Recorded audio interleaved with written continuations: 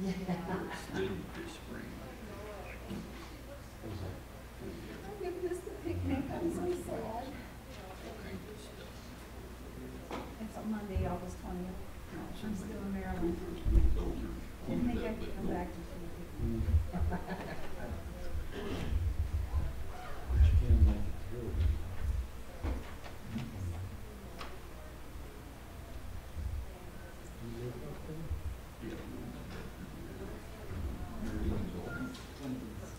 I missed last one. I forget what happened.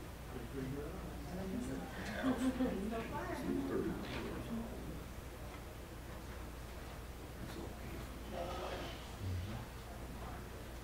I think this area is pretty strong.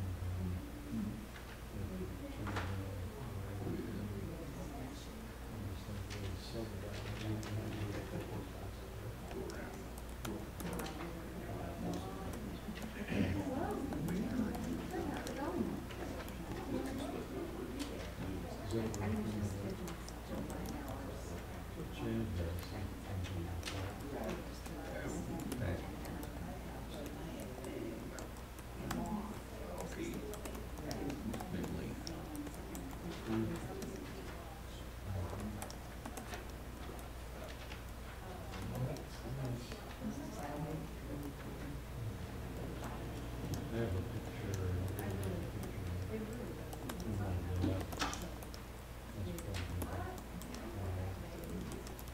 Strawberry reservoir. It's just, this is a good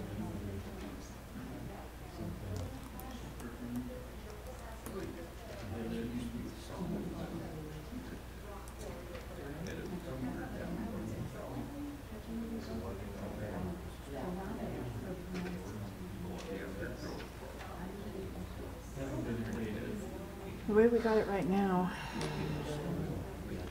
we still seem to be having some problems with video. It still flickers out, but I guess so. But he switched to a different capture card, and it still went out, but it's not going out with the same frequency. And at least we should be able to get audio, if not video. So still a work in progress, but hopefully it's a little better. All right. Well, we'll go ahead and get started. I want to welcome everybody. Appreciate you being here. And I wanted to just start off and turn the time over to you to hear about any, maybe if this works, if you hear about any patient success stories or positive things that you've heard in the community. So turn the time over to you to share anything that you've heard. Anything that's working well.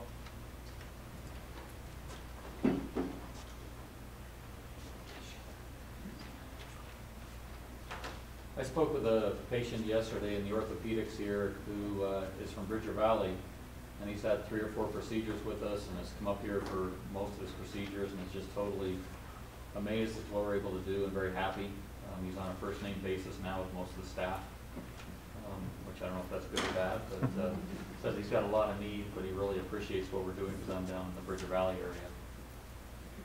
All right. Thank you, Joel. Any other positive things you've heard in the community? Amanda? We had a patient who had her 3rd baby here. She had 3 babies here, but she said all of the experiences have been good, but the 3rd was even better. Awesome. So. Awesome. There's the other hand up. Yeah, I actually had a patient on the floor today. We used to work at a hospital, and she said we are by far the best hospital she's ever been in. Wow. And she retired from the field, so she had a lot of experience in them. Great. That speaks volumes when sometimes you're nervous when you have somebody because you don't know how high their bar is set, but that's great. So, all right, appreciate you sharing that. What about areas that we can improve on or any other comments that you guys might have?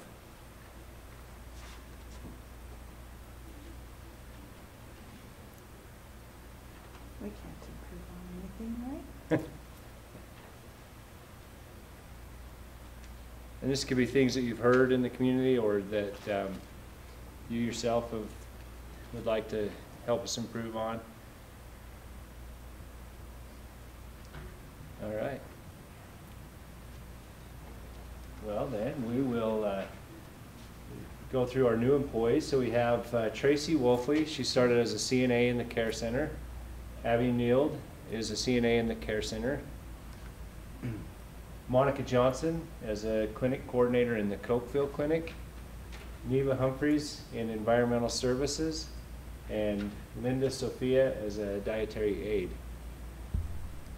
And then a reminder of our open positions. And if you refer somebody and they stay with us for 6 months, you'll get a $500 referral bonus. So help us out with their recruiting, and appreciate any extra help we can get. And then you're going to take care of Amy's slides. So. We just wanted to share with you what our patients are currently telling us, and this is the inpatient survey, or HCAHPS. That's the acronym that Medicare gives it. But they score us by domain, and what they're really looking for when it says top box is the percentage of patients that give us the highest score in that domain. That's really the only percentage that they count. And so this lists the domains that they score, the two most important questions, because there are financial incentives, especially for larger hospitals, is likelihood to recommend and overall. These are top box scores, and then our percentile rank. And so, as you can see, since this is our percentile rank, we stack up very favorably with those that we benchmark against, and with national scores and national patient feedback. And so, I would say we're doing very, very well. The greatest opportunity that we currently have is around quietness. And so our patients, again, it's not a bad score, it's just our lowest score, so that's an opportunity that we have to provide a more quiet environment for our patients. And what we'd like to see eventually is, again, these are very good scores as far as likelihood to recommend and overall. We'd like to see that in probably the 90th percentile rank, because we're hitting that with some of our other domains. We've started to hit that with our emergency department patient satisfaction, but as far as an overall goal, I think that's really what we aspire to be, given the ability that we have to have a personal connection with patients and focus on their needs. And so we'll look to keep moving that up. And then, so this is real-time data. This is what's available. This scoring system is available to the public to see on a website called Hospital Compare. And so Medicare puts this information out. The overall star rating is based on, it's a scoring system that combines patient survey data with clinical quality data. But this is at least a year delayed as far as what the public gets to see.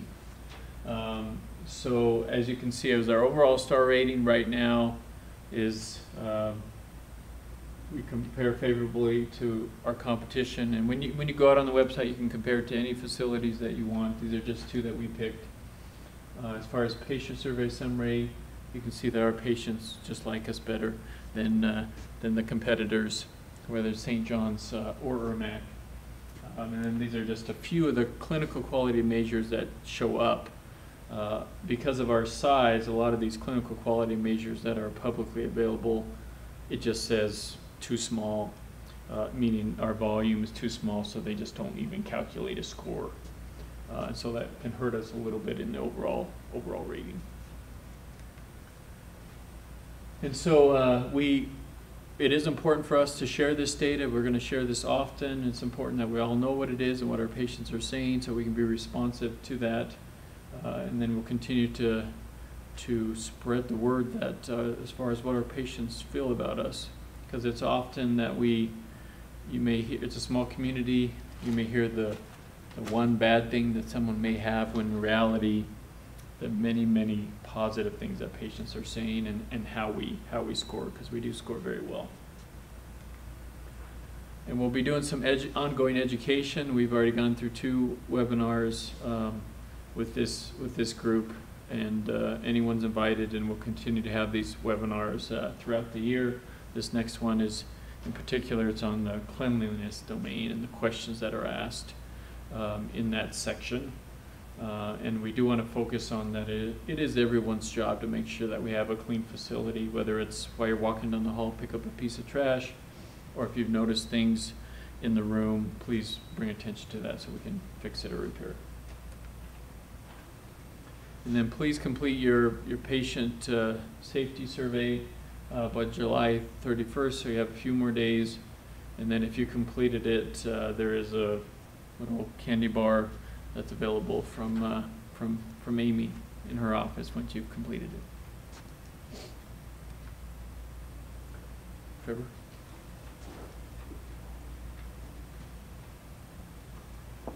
So, as you know, we set strategic goals each year, and we wanted to go through and do a recap of our fiscal year 2018 and some of the goals that we set and where we were able to get on those goals. And if you have any questions, feel free to stop me and we can discuss those things. So we were able to fully implement 3D Mammo. That has been completed 100%. So that's a great new service that we offer here at Star Valley Medical Center. We also feel like we've been able to create a strategic vision for shared service opportunities and satellite clinics. Achieved milestones for the Joint Commission initial accreditation, and as you know, we had worked hard initially to get accredited, and then we have since backed off of the accreditation process. That doesn't mean that we will stop with the process improvements that we need to do, but we are no longer actively seeking Joint Commission accreditation. So as far as that goes, we'll continue to work. We still need to meet the same standards. We still need to continuously improve, and so we'll continue to work on that, but we're not going to actively seek the accreditation at this time. Sorry. Doesn't the accreditation help us get more insurance companies to accept us though? Or is that not the case here? Bren, do you know the answer to that question? I know that a lot of insurances are moving towards like a quality-based payment system. At least that's my understanding.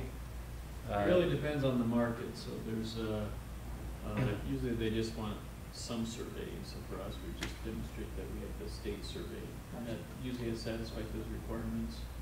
When I say it depends on the market, for example, in Montana, I know part of Wyoming, it's Joint Commission. It just isn't. Most of them aren't Joint Commission accredited. They're state accredited. But some markets you don't go without Joint Commission accreditation. And then some others are. You really see a switch from Joint Commission to DMB. I noticed that that's happening in the market as well. So the important thing is that we're accredited, which we are in the state, and then that we're compliant with necessary regulatory requirements. Good question. Improving the staff culture, teamwork, communication. We felt like we were able to achieve 84% of that.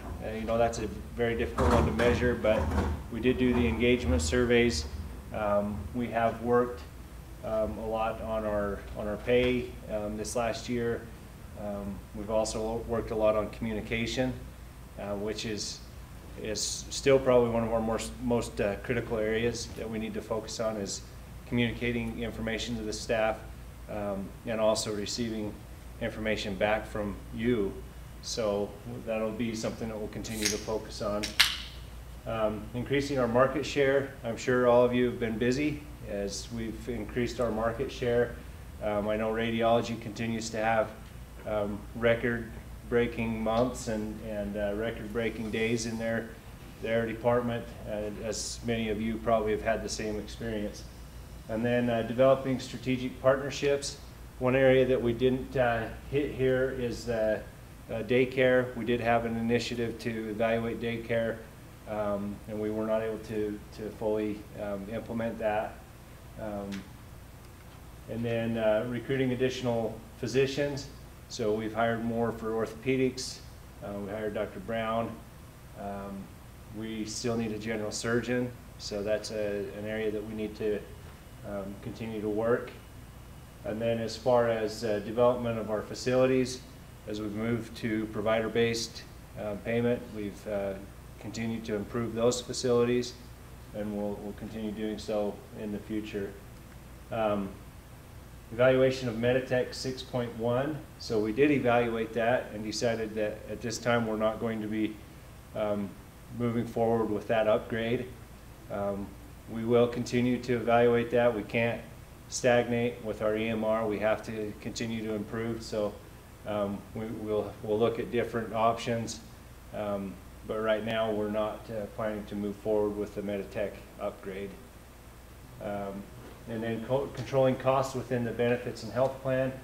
So as you know, we added a new plan to our insurance this last year, the health savings account and the consumer-driven health plan. And that was part of the plan to help improve some of our costs within that. And so we were able to implement that plan for our benefits. So any questions on any of these? All right, thank you.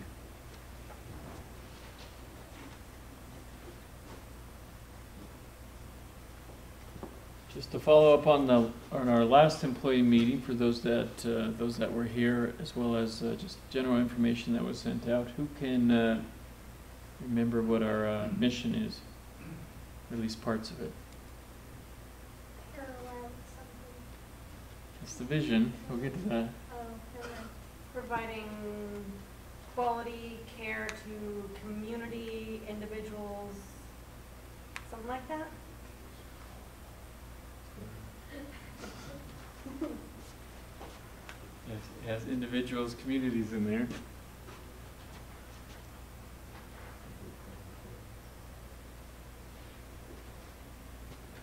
Support the healthy goals out. Has to do with best health. Got a good cue.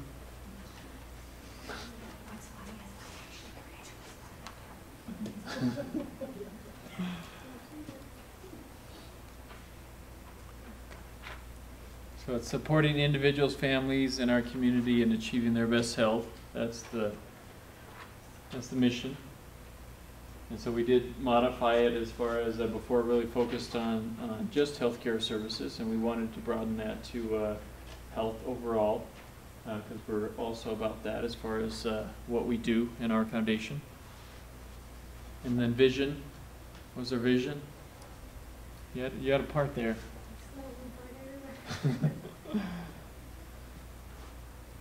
Leading. Leading. Healthcare. Leading in health with service is one, unparalleled service, Community trust. and community trust. So those are the pieces. And then I got to give out something today, so yeah. The 4 areas of values, which you have a cheat sheet. Compassion. Yep. Passion for excellence. Yeah. That's true. Pioneering spirit. Pioneering spirit. And Giving back. Okay, who? I gotta keep track of who. What 4 said that? Pam, you got one? What do you want? There's Hershey's, Reese's, or Snickers? Reese's. Who said? Chris, did you say compassion? yeah, I did. What would you like?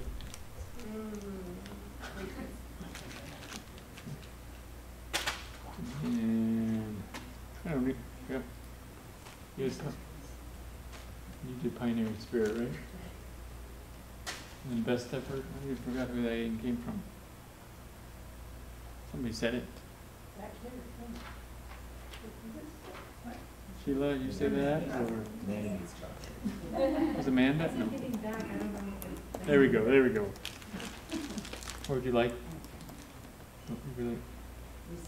Okay. Peanut butter people. Yeah, right. Just bring Reese's next time. And the reason that's important is that has to be the foundation of who we are and then who we want to become. As far as the mission is what we're about, and then the vision is what we want to become. And so any strategic plan should help us become that vision. And so these are some of the priorities for 2019 as far as the vision. And naturally it starts with the patients that we have the privilege of taking care of. And when you talk about patient focus, you got to put yourself in their shoes, and you have to have an efficient, effective approach. Meaning, if a patient calls, it needs to be easy to get into a physician to be seen. If they have to schedule a surgery, that needs to be an easy process. Because if we're putting barriers in patients' way, and they get frustrated and it's not a good experience, and they do want to go elsewhere. And so the care processes, the system that supports that care has to be very efficient as far as in the eyes of the patient that experiences those steps and processes. In addition to that, we're about identifying and implementing best practices. And so it's whatever those best practices are in your department.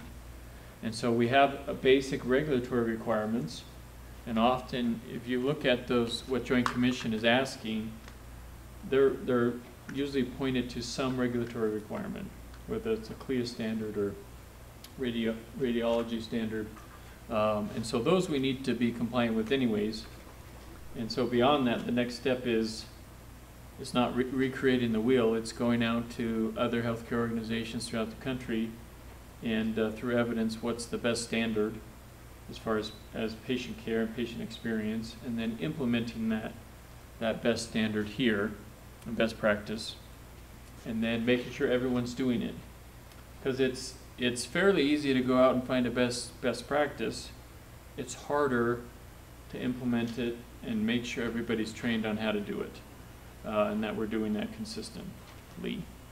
And so that's going to help us improve. The third part of this is, which we talked about last month, is accountable care organization. So beginning in January, we will be participating in an accountable care organization.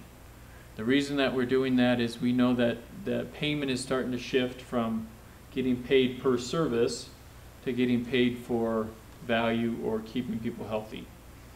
And so this partnership is going to allow us to pilot, to learn how to do that, to give us the ability to track patients in our community's health, and then know how we can influence and improve their health. And so we look forward to that partnership that'll start in January with that national rural expert. The next piece is you. There's no doubt that people are our greatest resource and greatest asset, and an organization only goes as far as you do. And so that's about making sure that we know your professional goals, and that we're supporting you in additional education and training, that you're compensated fairly with the market. And so as Trevor mentioned, we've put a lot of time since I've been here and before that in evaluating the market and adjusting pay if needed, is to make sure we're competitive across the organization. And we'll continue to look at benefits in other areas to make sure we're competitive. Competitive, to me, does not mean that you won't be able to go out and find an organization that pays more. For us, it's about looking at the best data that we have, which comes from the Hospital Association for Wyoming and Idaho, and some national data, and making sure we're competitive with that data. The next piece is medical staff. Physicians are natural leaders, and so we want to continue to support them in leadership training and development to make sure that we're doing things in partnership with the medical staff. And then our community, This next budget year, we're investing more than we ever have in marketing and communications. We want to make sure that people know what services that we have, so they don't believe that they have to leave the valley. I've heard that a lot. I think all of us hear that as far as, I didn't know you had that service, so I went to Idaho Falls because I assumed you didn't. So we want to make sure there's awareness of our services, and then also that people understand what we have here. It came up in the last meeting that I think it was someone in registration often hears from those that are the snowbirds that are coming back to the valley. They wait to get their health care during this time of year because they have more confidence in the health care that they receive here than they do in Arizona or those other places that they spend part of the year. And so it's important that our community knows that. They know what we have, that's not taken for granted, and that we're promoting ourselves and what patients are telling us. And then we plan on making sure that we have a lot of focus groups this upcoming year with the community, as well as meeting with employers to better understand their needs as far as the health challenges with their employees. And then part of that will be a community health needs assessment. So within the next couple months, we'll be sending out a random survey to every part of the Star Valley, and that'll be accompanied with some focus groups. And we'll be gathering data that will be statistically significant, so we will know what the Valley wants for healthcare services, and we'll also know what the Valley views as the most important healthcare concerns or health concerns, and that we can add those services, and we can work with the community to address the concerns and challenges that they see. Yes, Amanda? Will that assessment be just by mail, or can we do it electronically? It will be by mail at this point. And it will be random too, so that company is going to somehow pick through I think information they get from the Postal Service on a certain number of surveys for Afton, a certain number for Smoot, a certain number in Alpine, to make sure it's completely representative of the community. But at this time, I think it's just paper. We do have plans to add some services. We're looking for additional physicians right now, and the service plan for expansion always needs to be accompanied by what's called a master facility plan. You can't have services if you don't have a space in which to provide those services. And a good example is in radiology, nuke med services. So we have mobile services right now, so it has to be evaluated. Is there enough need that needs to be in-house? It's easy to answer yes or no. If we answer yes, we have to find a place to put that service. And so that's what I mean by master facility plan. You have to match that with the desired services in the community. And then it all has to be financially viable. And I am a very strong believer in, if we do things for the right reasons and provide the right services that the community wants, financials will follow. We don't have to start with financials. We provide great service, good clinical quality, and promote those. Financials and volumes will follow that. So that's the general bullet points and priorities of the upcoming strategic plan. Are there questions on that?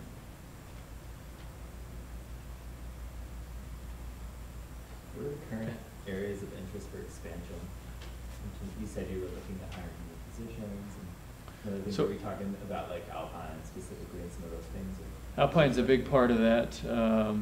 We will take a hard look at pediatrics, and we'll take a hard look at OBGYN. We are continuing to look for another, at least one family medicine or internal medicine physician. We have an interview tonight for an internal medicine physician. That's a specialty that we haven't had on the outpatient side that I know of.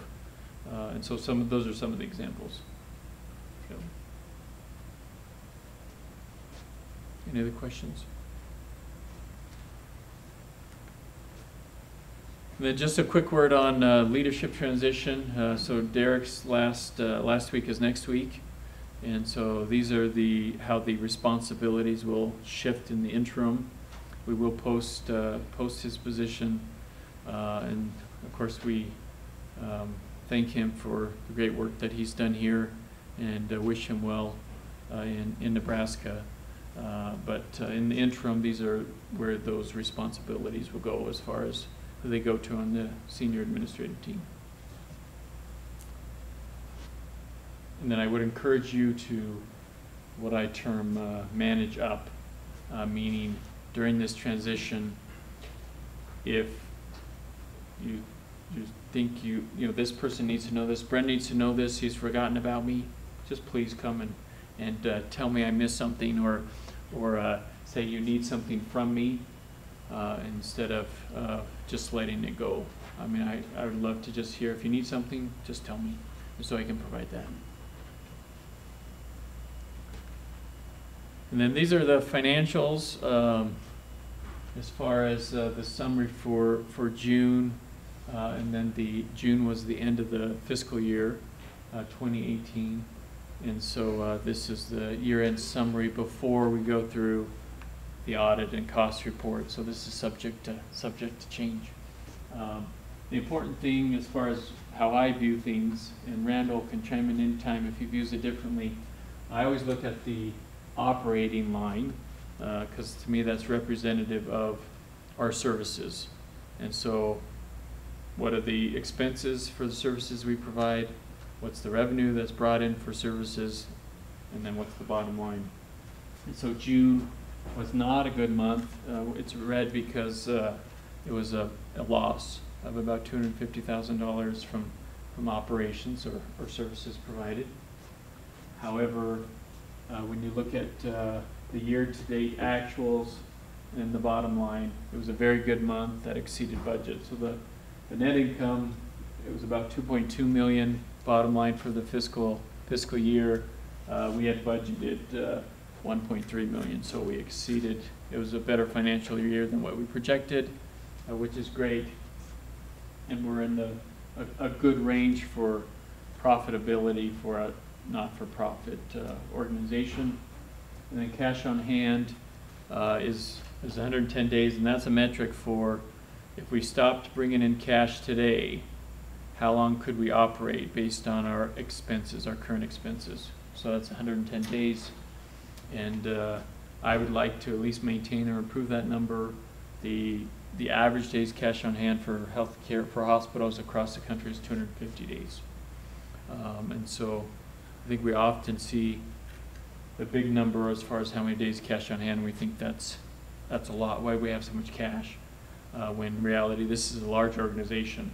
And so we do need a lot of cash for financial stability. So, questions, Pam? I was looking at year-to-date versus last year-to-date up in the key indicators up there. This is probably a silly question. Is that just for the month of June, or is that for the year? Well, this would be for the year and the percentage. Percentage. Yeah. The June and May are just those 2 months. Okay. And then the year-to-date actual is the entire year, and then the year-to-date versus last year is whether we were up or down So over we're last down year. in inpatient. Yeah, so inpatient was down, and they're correlated, and ER was down. And a lot of that was urgent care, but they're definitely related. If your ER is down, then inpatient's usually down, and then surgery was up, but most of that would have been outpatient. And then clinic was almost even, but slightly down. You might have answered this in last meeting that I missed, but how has the new urgent care affected our urgent care as far as the number of people we have coming up? Has it caused a big loss? So it's definitely had an impact. I wouldn't call it a significant impact at this time. Even our urgent care, I think before Sterling opened, we were 14, 15 a day. And now we're about 10 or 11 a day. And so it's taken a drop with a couple patients per day. And then I think ER has probably taken a similar hit as far as a few patients. But that's the primary impact that we've noticed. Dr. Livingston? Does our inpatient admissions statistics account for the observation admissions that we do? Because there's been some rule changes in terms of how we specify patient status on admission, and I wonder if that's affecting that. Just noticing it's down. I will answer, and then Randall can correct me if I'm wrong, but usually observation is in the outpatient revenue number. It's not in the inpatient statistics or revenue. Is that correct? Yep. So yeah, it would not. Yep. Would you attribute that 10% decrease in ER visits to the fact that we did open an urgent care in October last year? Yes. Okay. Yep. Yeah, I would definitely say that's tied. Yes. Yes. I'm really new here, so. Can you tell me your name? I'm Heidi Ludwig. I Heidi. just moved here from St. George. It's a big change. Yeah, You're probably loving it's a this. You're great probably loving this change. summer. It's awesome. It doesn't get cold here.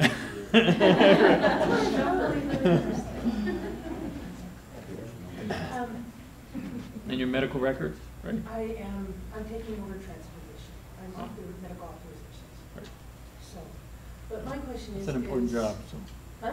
that's an important job. So welcome. It is an important job, and it's already frustrating me. But my question is, and maybe this is completely beside the point, but we had a patient that we verified, and her surgery's costing $136,000. We're only requiring her to bring $2,000 in. How do we stay afloat doing that? We have and I think it's more cultural than anything, which you would notice coming from a different system, Right. that when it comes to financial validation or upfront accountability, we have been more liberal in our policies. I mean, we just generally have. And so when you come from a larger environment that has very strict financial policies on, you have to bring X amount up, 20% or whatever up front. Culturally, I think we just haven't done that yet. I think there could be somewhere down the road where we have to tighten up those policies. Just But where I'm seeing these negative numbers, I'm like, but for the year, it's been very positive. And so, I don't know, Randall, you want to talk about that at all? I know that's not exactly your. No. I might be able to take this Yeah. one. So we do have a very active charities care. So when a facility should give a certain amount of charity. So a lot of those individuals, if say they have this big surgery they need, we only require them to bring this amount, they can actually get charity care, which then will write off a large portion of their bill. When you ask a person to pay $130,000 say let's call it $30,000 versus $3,000, they're more likely to get the $3,000. But if you send them the $30,000 bill, you're probably not going to see a dime. We find when we have like some of our private pays or our really high deductible ones and that sort. So it actually is shown in the hospital situation that having a better charity care brings in more money than the losses you expect without it. So, and we do have a very active charity care. I know that we lacked a little last year, but this next year I know we were going to hit it pretty hard. So. And then part of it, Heidi, is also it's true, whatever we do, we're going to have to be financially solvent, or we don't exist. But it's also as a critical access hospital, there are some advantages, particularly in Medicare and Medicaid, where a large hospital in St. George, with the Dixie, I'll just say Dixie, they may get 40 or 50 cents on the dollar for Medicare patients, and we're closer to probably 95 cents on the dollar. And so we can make sure we're meeting some of those other financial needs throughout the community because of how we get paid from Medicare because of our critical access hospital designation. So there's definitely a difference there as well. thank you, I appreciate that. Questions? This is an active group. Instead of having the afternoon sludge, you got some energy. More questions than the other two groups. Yes. Yeah. I just wanted to point out too that even though like ER is down 10% for the A lot of that is that the patients that weren't actually appropriate for the ER are now seeking the care, the urgent care. And so it's a lot more appropriate care to them, rather than coming in with, you know, stuffed toe to the ER. They're going to urgent care, and a lot of the people that were coming to the ER for simple office type things were not paying their bill anyway. And so they're more likely to pay that if they're facing a smaller amount. That's a great point. It's a better place to receive care because it's more appropriate. It's a more appropriate bill for the type of care that was given in urgent care, as well as what's not in these numbers when you look at is the acuity. I would assume for the ER has gone way up because they're seeing sicker patients. We're Yeah. we're really out running in the ER instead of a, you know, bandit. Right. Yeah. Thank you, Mike. I'll give you a construction update. Let's go back to the slide for a second. So if you take the ER visits are down 10%, so that's 310 visits. And clinic visits are down 1%, so that's 312 visits, so that's 614 from last year. But we didn't have urgent care last year. So the visits are actually up. Total visits from an outpatient standpoint and ER, our visits are up by nearly 2,000 from year over year. So, that's how I put my positive spin on it. Randall always likes my positive spin. So a little bit of a construction update for you. What's going on around the facility is right now in Thane, at the Thane Clinic, and at the Afton Physical Therapy Clinic. 2 weeks ago today, we had the State Department of Health inspectors here to do a final inspection.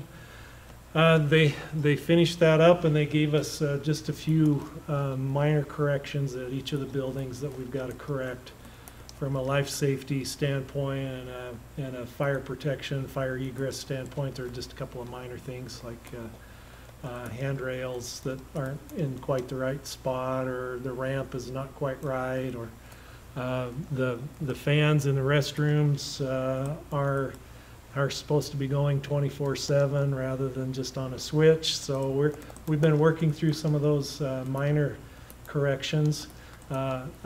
You guys are going to get the freshest information. I just got off the phone with the contractor a few minutes ago, and they are very near having that deficiency list completed.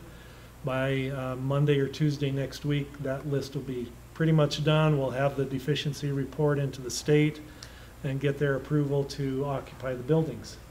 So the Thane Clinic staff has asked for us to put them on the schedule to move them back into their clinic on August the 13th. Lots of vacations going on right now, and of course the county fair everybody wants to go to and enjoy. So we're going to wait until after the county fair to move the Thane Clinic back in. We're going to try and move Afton PT as soon as possible, and hopefully that may be the week of August the 6th. So hopefully we can get them moved over there before too long as well into their clinic. And I know Jess and Jerry Lee are excited to get out of their cubby hole and back over to the clinic.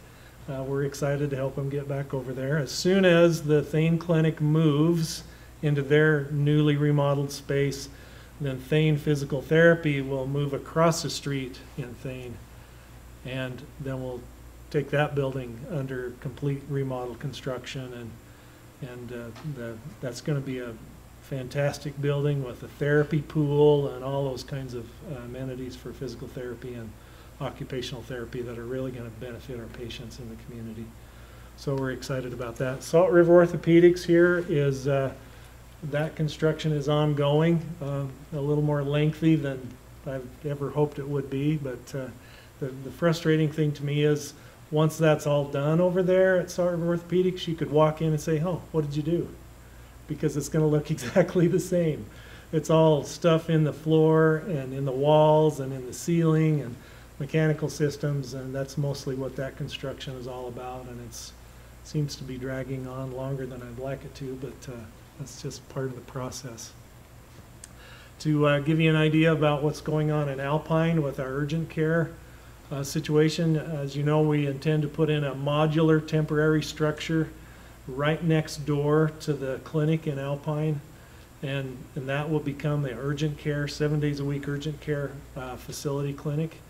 I am having a little difficulty with the town of Alpine planning and zoning.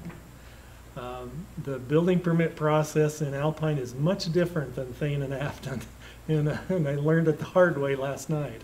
So we'll be working through those things we need to do to get the building permit into shape, and it may delay us a few weeks from what we intended, but I think during the month of September we will have urgent care up and running 7 days a week in Alpine. Any questions about any of that construction stuff? Chrissy? When will MedSurg be getting our counters? They're being built right now. Oh, thank goodness. Yeah, the They're countertops are crumbling being on built us, right now. so It's getting pretty Yeah, sketchy. Awesome. yeah. Cache Valley Countertops is the contractor that got the bid, Mhm. and they're being built right now. So I look to see in the next 30 to 45 days they'll be installed. Cool. So no more tearing your clothes on the corners of Catching the on things. countertops. Yeah, Yeah. that happened. Want to give you an update. Bren talked just a little bit about a provider update and recruitment. Dr. Jason Sharp is a family medicine doctor. He's a graduate of the University of Utah. He's been practicing in Quincy, Illinois for the last 10 years. He's coming to Star Valley. He's originally from Preston, Idaho, so it's getting closer to home. And he wants his family to be in a little more rural setting to raise his kids. And so we're excited to have him come join us. We're hoping he can start about the 1st of October.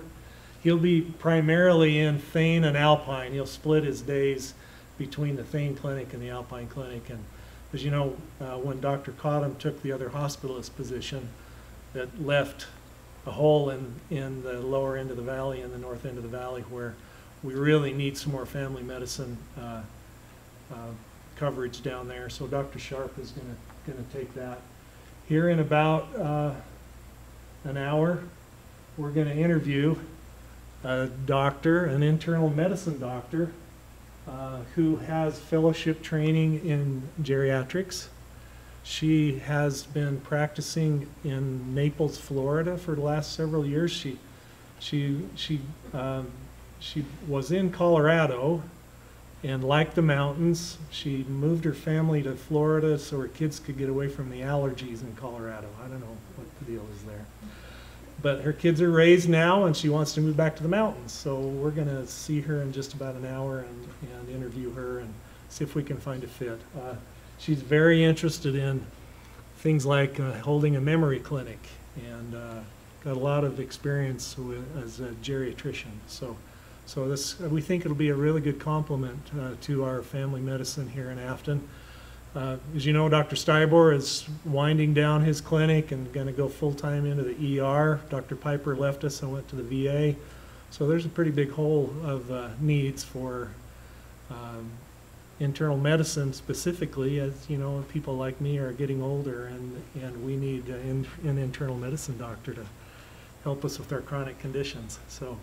So we're excited about the opportunity that we may have with the doctor we're going to interview here in just a few minutes. So lastly, pulmonology. We're running kind of two tracks. There's a doctor at Portneuf. His name is Peter Fort. He is a pulmonologist. He's interested in reading our pulmonary function tests. He is interested in working with our sleep lab to read sleep studies and be our medical director of the sleep lab. He's interested in doing telemedicine clinic, so a telemedicine clinic for pulmonology. And he's coming here on the 20th of August, I found out today, that wants to meet everybody and get a sense of what we're all about. So we're excited about that. There's also a pulmonologist Driggs, Idaho at the hospital there who's interested in coming and holding clinic here in Star Valley for a pulmonology clinic. So we're kind of working both tracks there to see if we can get some pulmonology coverage here in Star Valley. So those are just a few of the areas that we're working on for provider recruitment. Any questions or comments about construction or providers? Okay, thank you. Thank you, Mike. A lot of you, I'm sure, are familiar with the Play Unplugged program. One of the things we talked about with this was the end of the year, we're going to have a celebration for all of the kids that have been involved. Have you guys heard much in the community about what's going on? What have you heard? Well, I mean, my kids have been involved in it. And they're enjoying it, huh? Mhm. Good. We've heard a lot of good positive feedback from families, from kids, from businesses, so this is something we're definitely looking at doing next year as well. So on Monday, August 27th, from 5 to 6:30, we're going to have our celebration up at the Thane Community Center. This is really where we're going to need all the staff to try and help out. If you're able to come help set up, help run it, or help clean up afterwards, please contact Kelsey Bailey, Pam Clement, or myself so we can get you signed up. We're going to have some, blow-up obstacle courses, different things for them to play on, food, games, hopefully some prizes to pass out to see people. Just kind of a celebration. It goes through Labor Day, so this is obviously earlier, but school gets going, and so we just kind of want to do something before everybody gets busy with that. So just to bring a close to the program from there. So it's been a great thing. And then also something that is always highly anticipated from the staff is our family picnic. That's coming up on Monday, August 20th. We'll be at the fairgrounds again from 4:30 to 7:30. Ideal there is that if you work at 6 o'clock or in the evening, you come beforehand, or if you get off, you come afterwards. So we've got Fat Chance is going to be catering the sandwiches. So because of that, we can't bring food into the hospital. So if you're working that night or that day, we encourage you to come to the event, or you'll have to find Fat Chance at another time. But no, it's going to be a lot of fun. We're going to have games for everybody. We've got, again, some blow-up obstacle courses, bouncy houses. For the big kids, we've got a blow-up jousting. Kind of stand on these pedestals and have a big stick with some cushions on the sides you get to beat each other with. So Abby's going like this, so I think she wants to get her husband up there. So she and Wyatt will go at it. But bring all your families. It's a lot of fun. We're going to have some drawings for prizes and so forth. So it's a great thing to come hang out for a little while. So we look forward to that. Also, just a little community announcement. How many board members do we have on our hospital board? Dr. Livingston said 7. Yeah, I think so. Yep, we have 7 board members. This is an election year. You're seeing signs pop up everywhere. How many open positions do you think we have on the board this year? 5. We're actually supposed to have 4, but because 1 position was appointed, we're going to have 5 open positions. There's only going to be 2 remaining, so we have 5 spots that are open. So if you know of people in the community that like to give back to the community, the proponents of the hospital, they'd like to see things grow with the hospital, talk to them about it a little bit. In August is when they actually need to go in and fill out all their paperwork with the county to sign up to run. It is an elected, I'm sorry? Oh, I apologize, they go to Pam. So everybody goes to Pam, I should have known that. So Pam's got the paperwork. But let people know, we're gonna have a notice running in the newspaper, but if you know of people, that's the best way, is if you know of people that are big proponents of the hospital, like to give back to the community, that would be interested, have them contact Pam. I know Bren is welcome to talk to them a little bit, give them some ideas to what the time commitment is, what we're looking for, or any of the other board members as well. So, could be some changes coming up with that on there. I think 2 of the 5 that are open are going to rerun, from what I've heard. So, there is potential out there, but just to let you know. Do they need to be a full-time resident in Star Valley? Yes. Yes, they do. I was going to say yes, but I looked to the boss over here, so yes. So, any other questions, ideas, comments, concerns? Thank you for the pay raises. You bet. Appreciate it so much. You bet. Appreciate that. We've heard some good things, and it's the largest that the medical center's done in its history to work things out and so forth. So we appreciate that. Rumors we need to put to rest? Anything going on? You guys really have asked more questions than the other 2 classes together, so we appreciate that. So, all right. If that's it, I think Bren's going to draw. We've got some prizes. Their names in? Anybody miss it? Did they name you? Last year? Yes. Did you keep it? Did you name it? Have any of yours in there? Or you just want Tim to write down your name? Yeah, that's what it said. Or 2 winners or 3, because they asked so many questions. Hi Dee, it's your lucky day. First meeting. There you go. You can check that certificate or anything over here.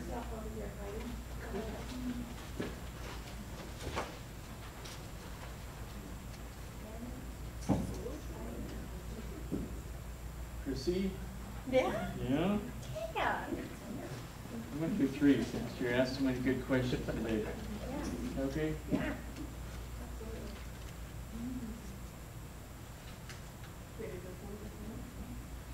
And Pam. Yep. Gorgeous. Thank you guys so much for coming. Yeah. Enjoy the rest of the day. Thank you, everybody.